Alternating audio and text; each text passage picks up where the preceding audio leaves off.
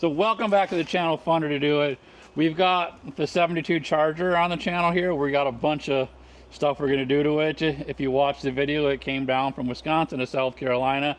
You don't wanna miss this one. This one's gonna be a fun one. Stick around and we'll show you how.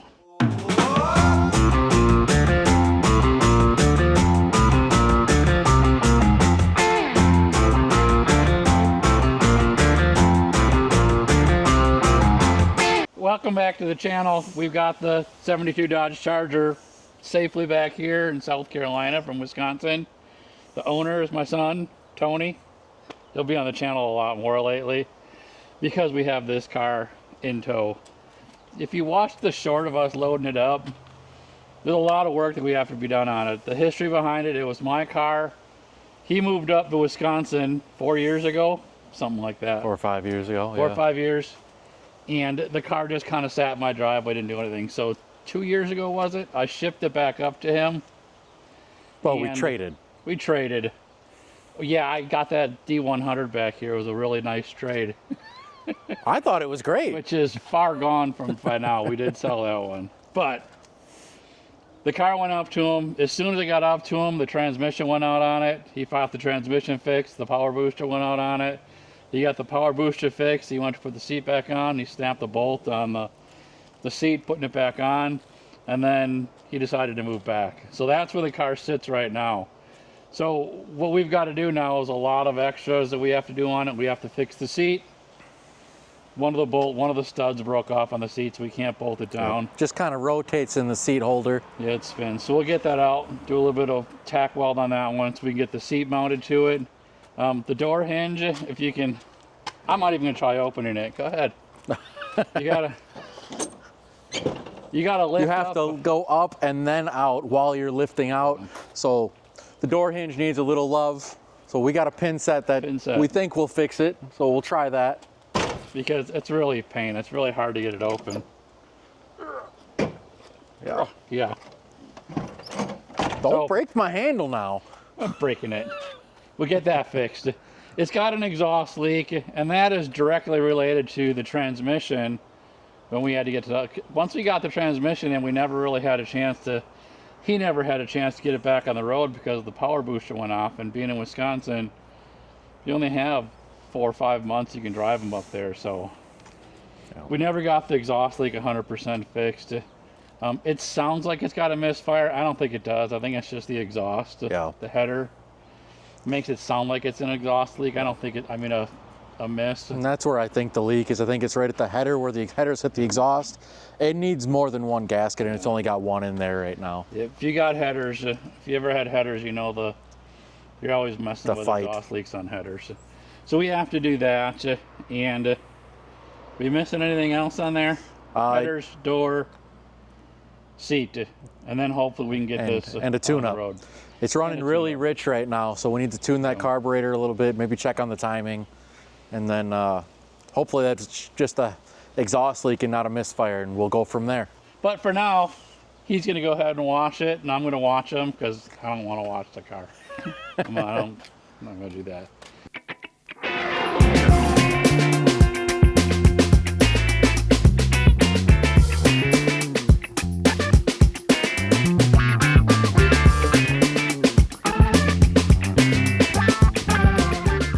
So let's go ahead and start off with the story here. So my son was destined for college. He was going off to college. He was going to be a college student. He's going to go and kill the world at college. First semester decided it wasn't for him anymore. So he decided to come back home. And guess what we used the money for the second semester of college for? The 72 Charger. Needless to say, my son always kind of wanted to be into mechanics and everything else. So he went all the route of actually becoming a mechanic. Was a mechanic for several years, went through, did a couple of other things, parts, he was a technical writer. So, but needless to say, he didn't finish college and Dad got a car. The car started out as a 318. This is a base model Charger, 318, 1972. Super tired. I bought it from a gentleman who painted the exterior of the car, did the interior of the car, didn't do anything to the engine. The engine was a dog. Super slow. 1985, I think it was. 318 wasn't even matching numbers. Somewhere mid 80s, yeah. Mid 80s, yeah. So me and my son pretty much built the car the way you see it as far as the engine that's in it right now. We had it done at a machine shop. We put the engine, we put the transmission in, we did the wiring for it. Everything we did on it was kind of a project between me and my son. Then he decided he wanted to move back to Wisconsin. So he moved up to Wisconsin, and the car just kind of sat underneath the carport because I lost my mechanic.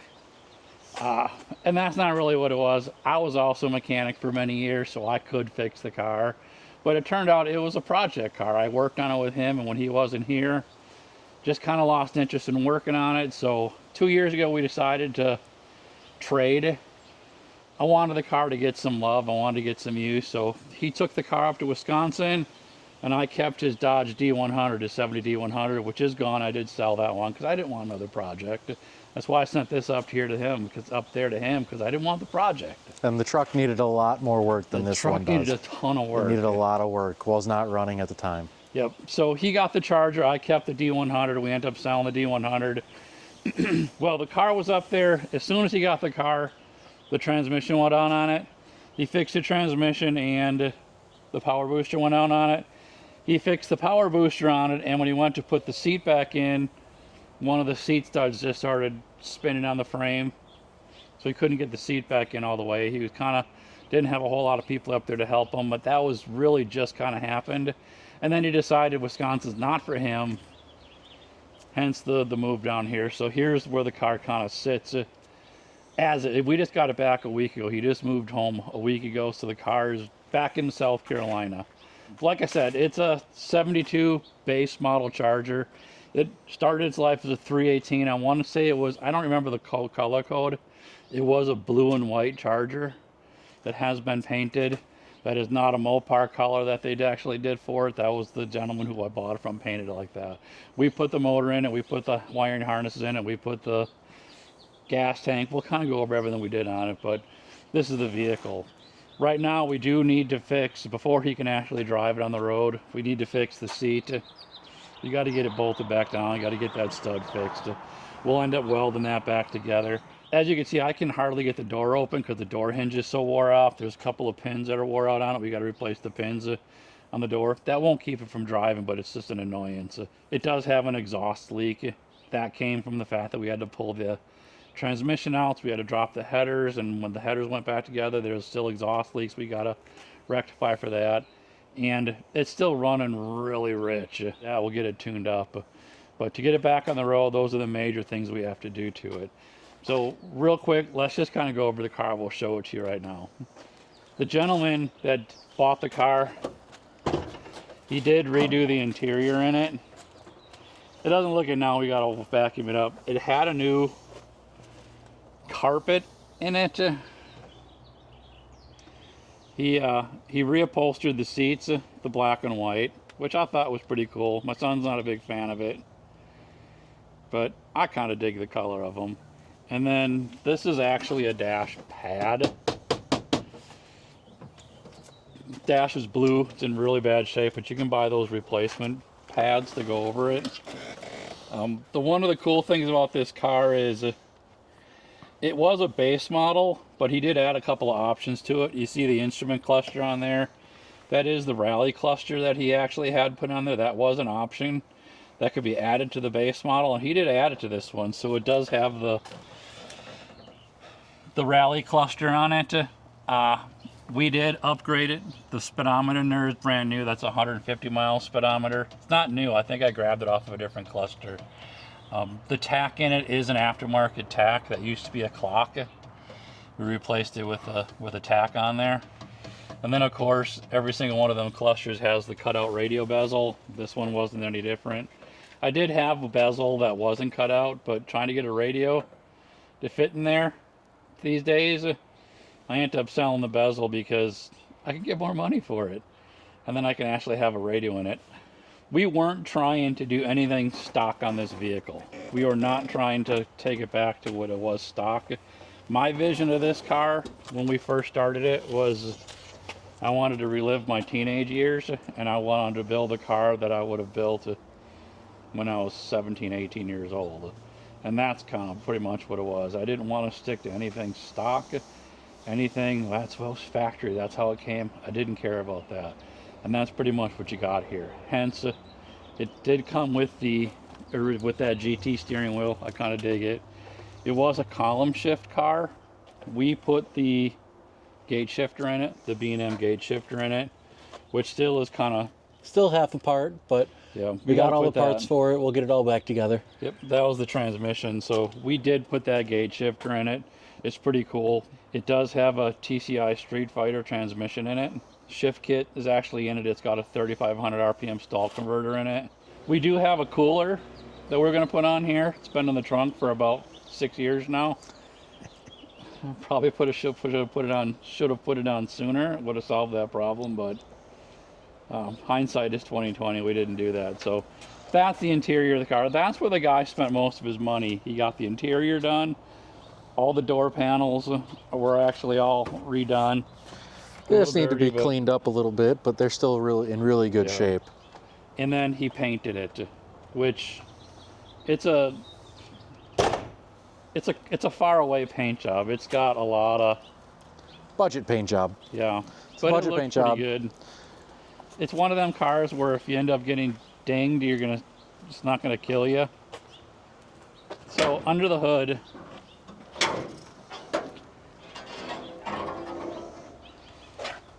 we did swap in a 440.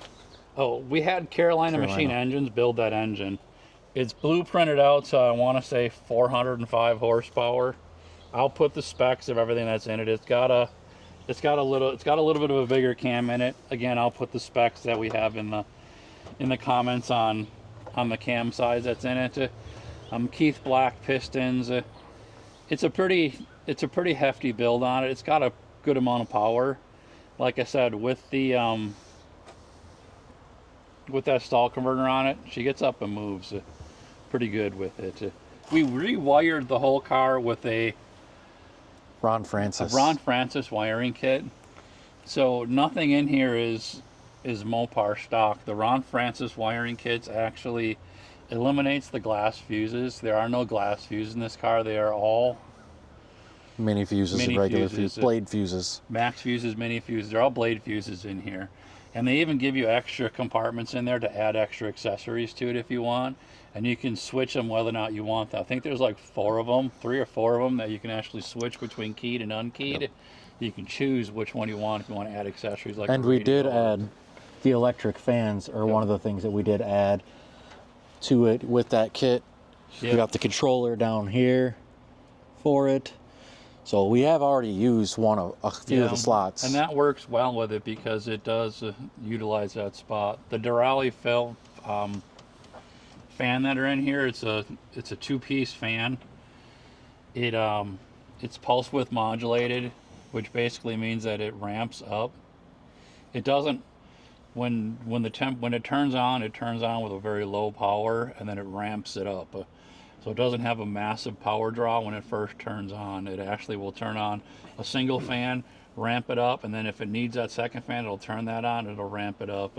It also has a protection on it when you actually are driving, and it's got the air blowing through it. The fans won't try to overpower it.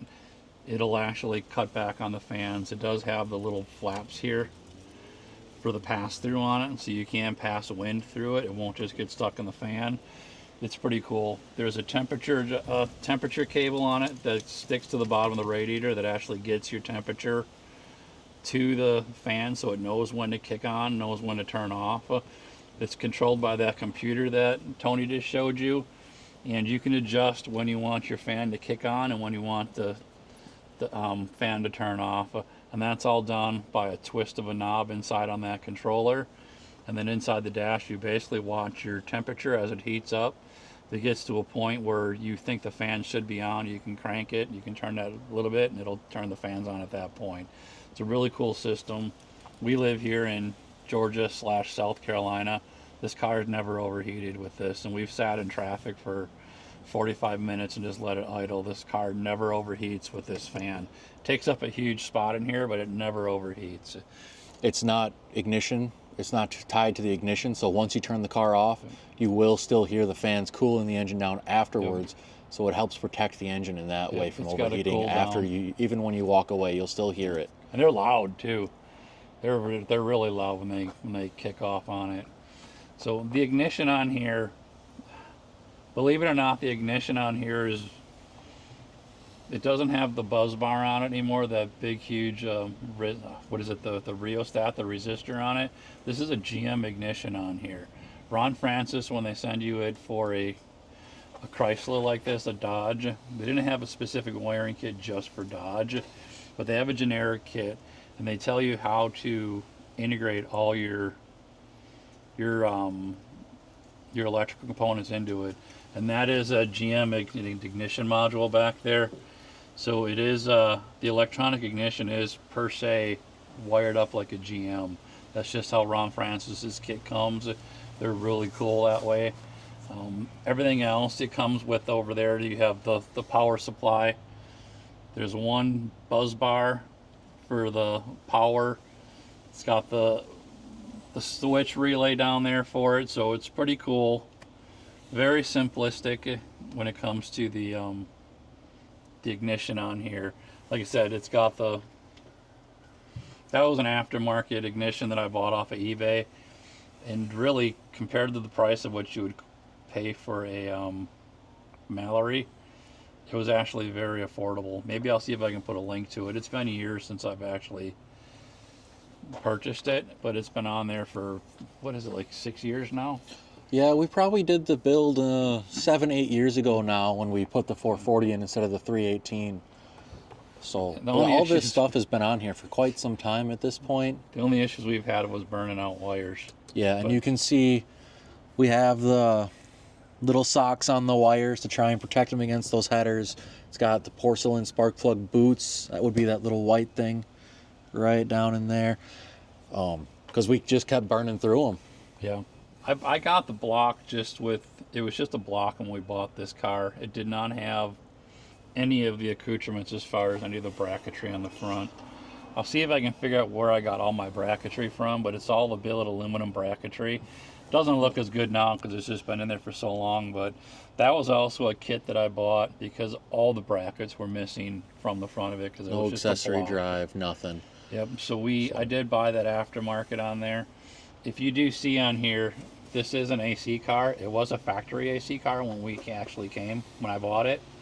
I did switch it over to, that's the Auto Air 134A AC compressor on here. This does have AC, and it would work if we have it hooked up, but it worked when I had the 318 in it because it wasn't originally a 318 car when we bought it. I think I said that earlier, but that worked on the 318. But when I switched to the 440, 318, I believe the compressor's on this side, the 440, the compressor's over here. So all the lines that we had made for it did not work, and we never got back to doing the lines on it. So I do have a feeling we probably will get the AC working on it this summer. Eventually we'll get around to that. Yeah, but it's hotter than snot here. Right now we just got to get it running. The thing that sucks with the AC on it, when you have AC on it, is in order to set the timing on it, you can't see past the compressor because that's right where the timing marks are. So when you set the timing on it, we'll probably do the timing. We'll take that compressor off of there and so we can get that timing set on there, because otherwise you can't get to the timing marks. You can't see it. It's completely covered up. With that said, it's got AC on it. We got those compressors in. We got this fan in it. This is I want to say this is a 180 amp hour alternator on it. 180 amp alternator on it instead of I think it was like a 60 or an 80 amp alternator it used to be in there.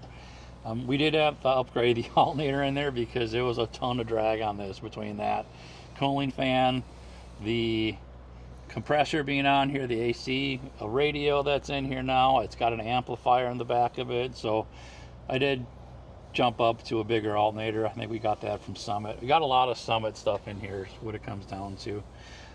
Carburetor in it.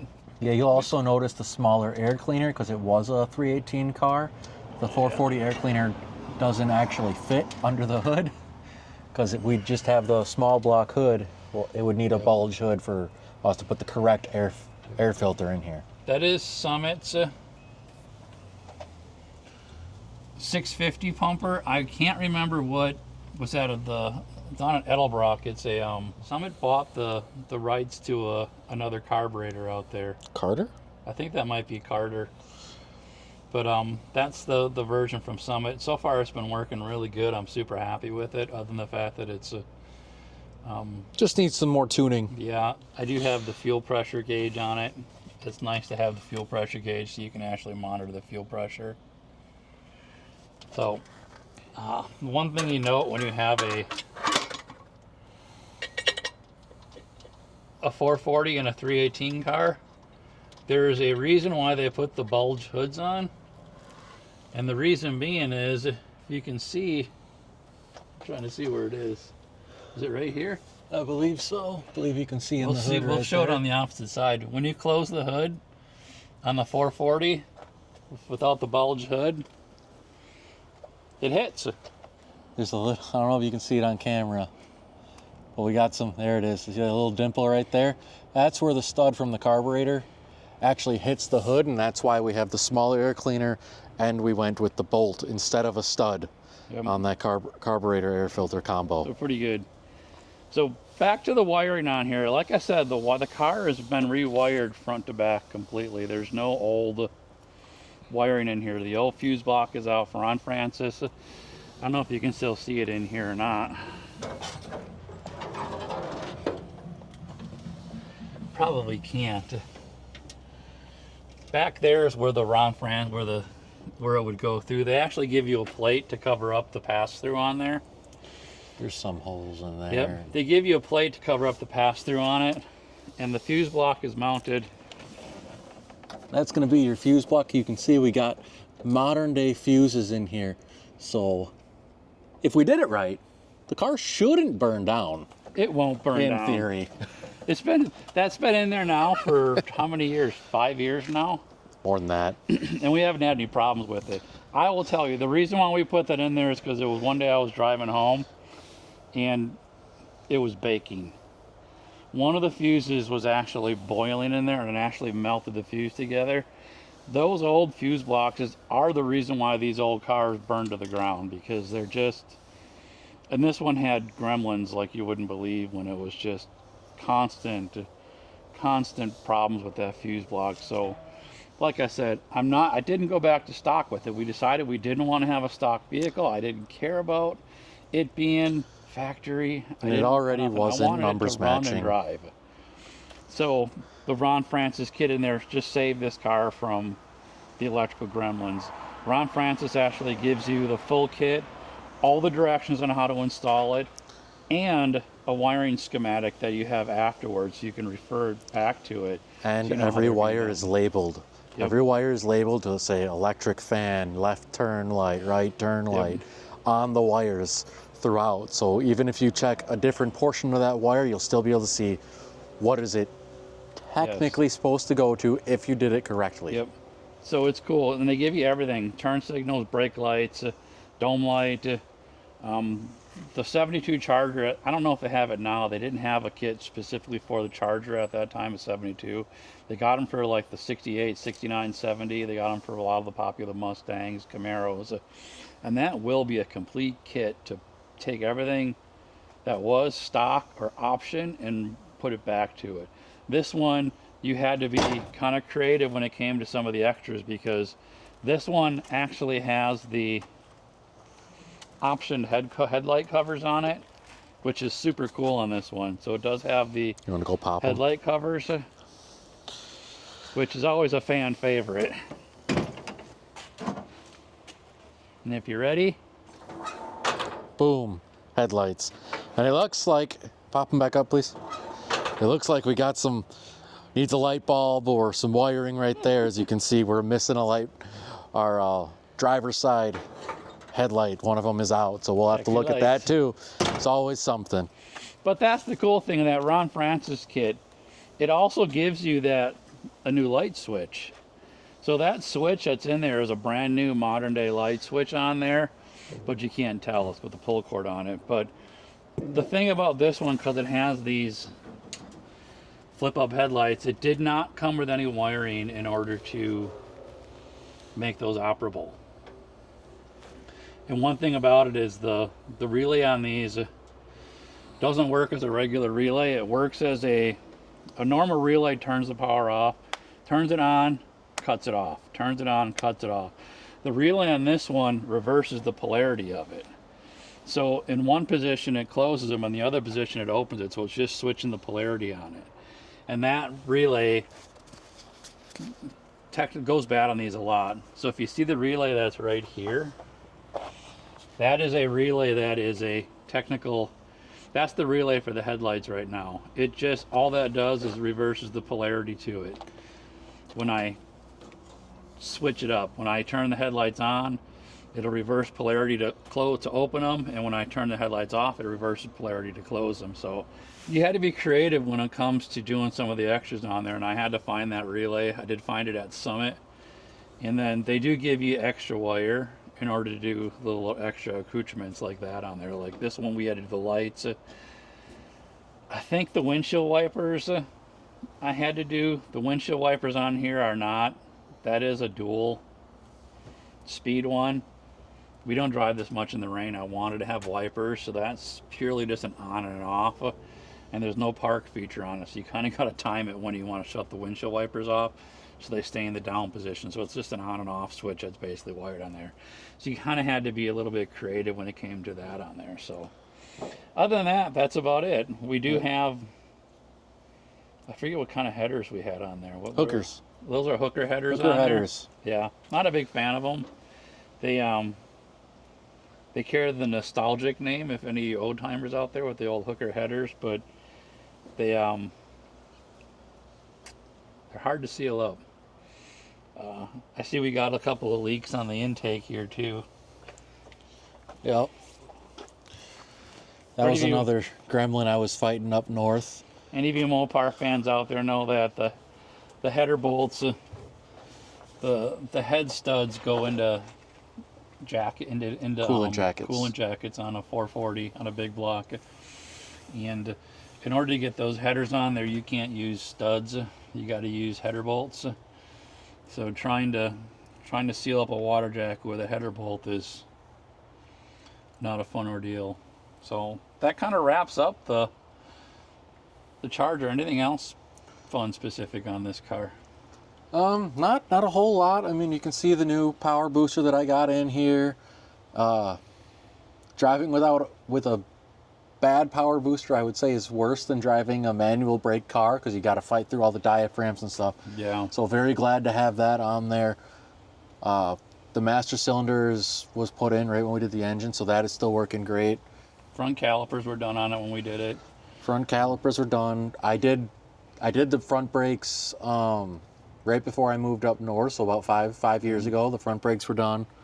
And it really hasn't moved much since I did the brakes. It's got a new fuel pump in it. I mean, a fuel tank in it. We did replace the fuel tank when I did it. Yep, new fuel tank. The wires on here are ceramic boots. The hooker headers, once again, the clearance is you just... can actually see this whole wire. You see a ceramic Ultra. You can actually see it on there.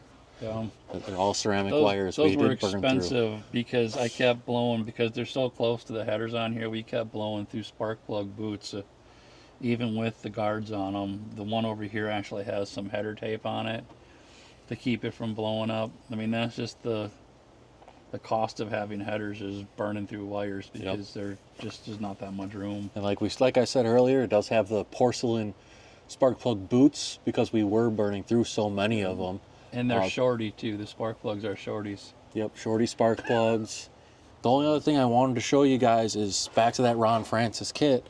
You can see on the wires, like I mentioned earlier, all labeled.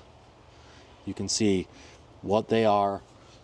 If you wired them in the right spots, makes it really easy to hunt down any gremlins that will show up in the future. Hopefully it's not from any rats or mouse or Mr. Jingles coming in here and chewing on them. Hopefully it's just, something chafed or, something easy to find. The light up there, I bet you it's probably just the light. Cause I don't remember if I did the lights on. I think I put new lights on them, but. Yep, I just think it just needs new lights. It's all wired up in here on the one that's bad. They don't last very long, those old glass ones. This I don't believe was stock too to this vehicle. I think I did a.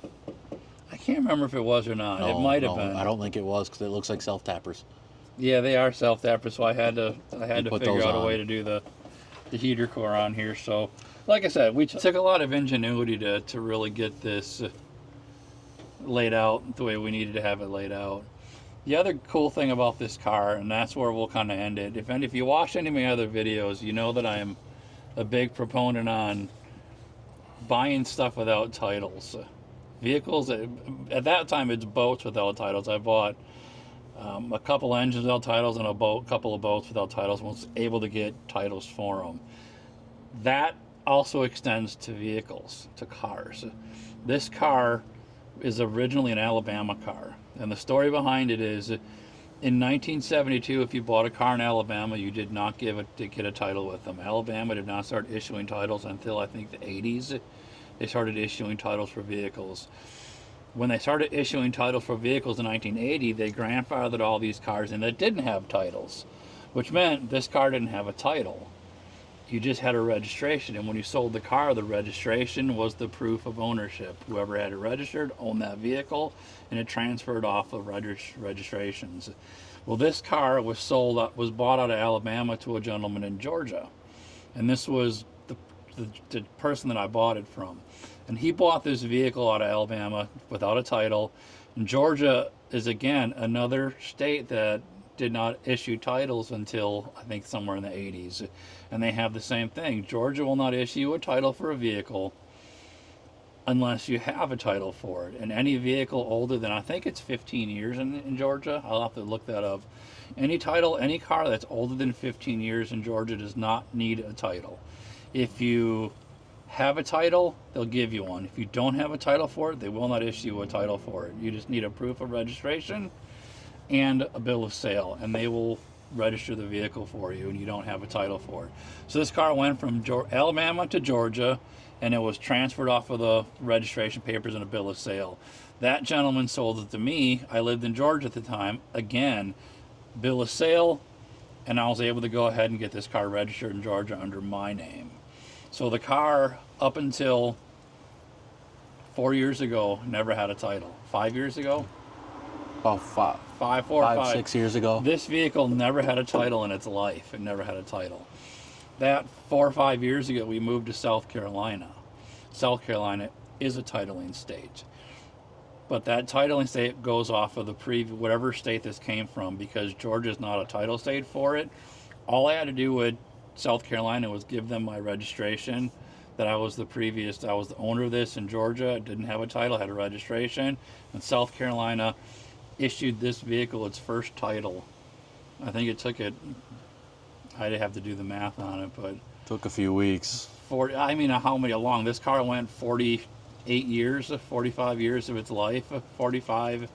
Let's just think, I'm 55. I think it's almost 50 years.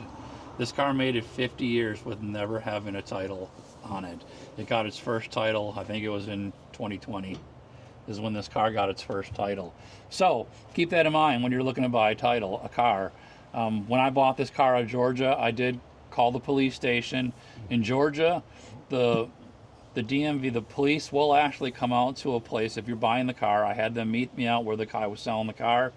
He took the VIN number, he ran the VIN on it, came back and said, there is no registered titles, there's no liens, there's no records, this car is clean. He's the owner on it, you can go ahead and buy this vehicle, you're clear to go. And that was all we had to do. You can even take this VIN number into the police department, they'll run a VIN on it and see if it's, if there's anything on it, stolen, whatever you want to do on it, anything liens on it. So yeah, fun little story on it. This vehicle now it's titled to my son in Wisconsin, who will have to get it titled again back in South Carolina. So in its 50 years of never having a title, it'll have 3 titles in 6 years. 6 years. So it's making up for it, slowly but surely making up for it. So the last the last thing I want to talk to you about, and the owner of this decal, let's call it, is behind the camera right now. You notice this nice fancy little, I call them my Hot Wheels decals on them. This decal came out of necessity, not out of, hey, that'd be cool to have a decal on it.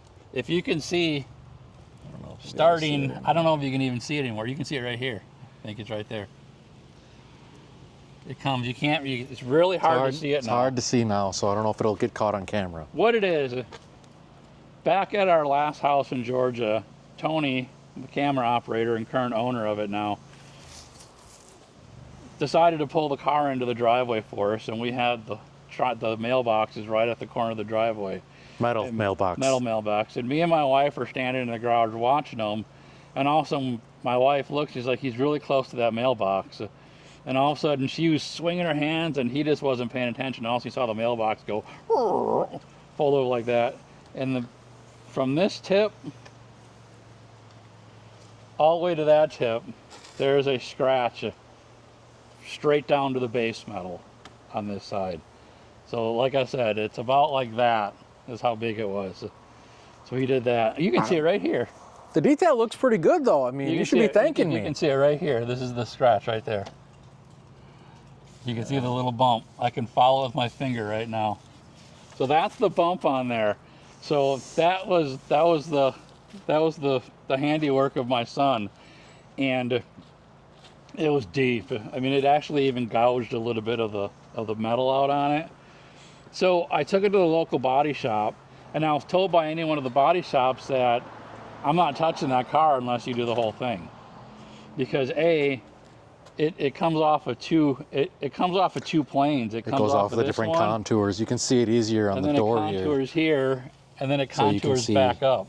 Right here, right in between my fingers here, that's where the body panel is. And then if I move it back, you can see it goes right over that decal. So it transitioned from one panel down to the bottom one and then back up. So it transitioned twice. And they basically said there's no way we're going to be able to match this paint color up 100%. We didn't even know if the paint code color was on it because it was an aftermarket paint. So nobody would actually do it. So I sat here and my wife suddenly came. She's like, well, why don't you see if you can get it wrapped? So I took it to a local company in Augusta that wraps them, and I gave him the car. And I said, he took pictures of it, and I was like, just design something that covers that scratch up for me. And he did an awesome job. He actually buffed it all out real nice. Gave me a bunch of different designs. I'll see if I can find the actual designs that he came up with, because he gave me like 5 different designs, and this is the one that we actually went on. Kind of simple, basic little design, but that is actually a wrap that he actually applied to it.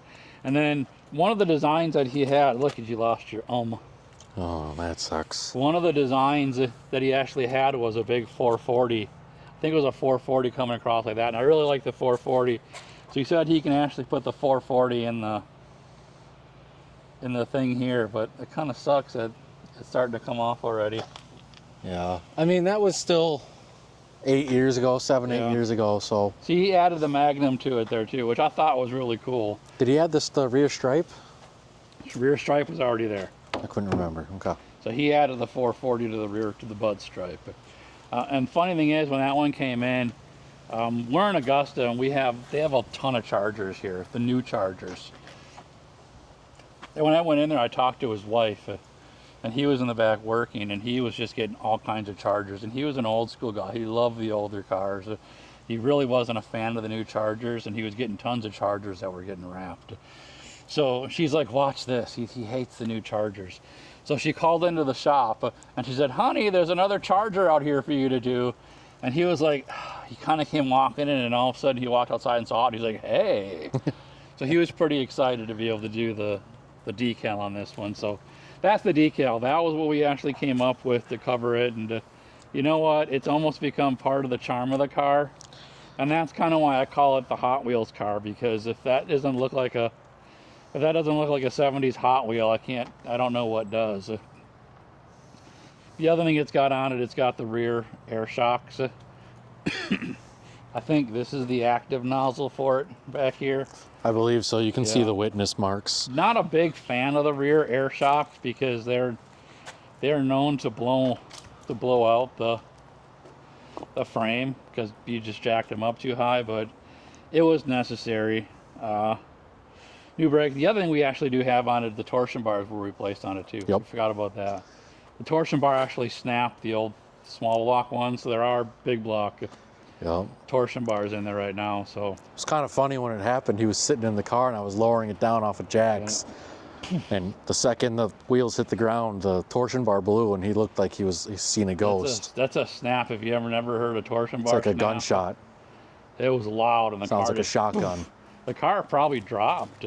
Yeah, I mean, it dropped a good amount. I mean, it's the About suspension. Right here. I might be able to find a picture of it with the snap torsion bar. I'll So throw in here too. So that's one other thing I do want to do, that I want to go make an adjustment on the front torsion stuff and try and level it out, because it does sit kind of wonky, leaning to one side right now in the front end. yeah. So that is one other thing I would like to do, but let's get her on the road first. That kind of ends it for this one. We just kind of wanted to do a little quick introduction to the car, what we're going to be doing to it. I still got some boat stuff I got to get done before we can get this in here. But the welder's set up in there. We got to do a welding. I got to get the welder tested and done. And this will be one of the first projects that we do with the welder.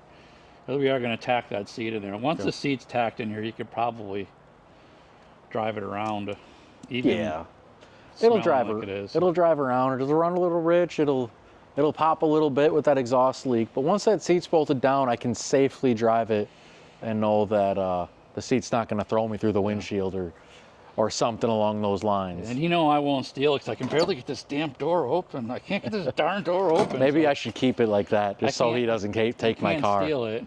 I'm excited to have him back home now. Like I said, he was up north for what was it, 5 years? About five years, I think it was. 5 years, so he'll be a regular part of the channel Right about now. 2020, I moved up there. Yep. It's going to be fun having my son back home working on it. We'll be back into the vehicles. But until then, do what you enjoy. Like I said, it's funner to do it. Get out there, do it yourself. It doesn't have to be perfect. It doesn't have to be 100% accurate, 100% real, true to life. You just have to enjoy it. And, ooh, look at that fly. That's a big old fly. Just shot him right into me. It doesn't have to be perfect. It doesn't have to be factory original. Just do what you like and have fun, because, like I said, it's funner to do it. Until then, talk to you later.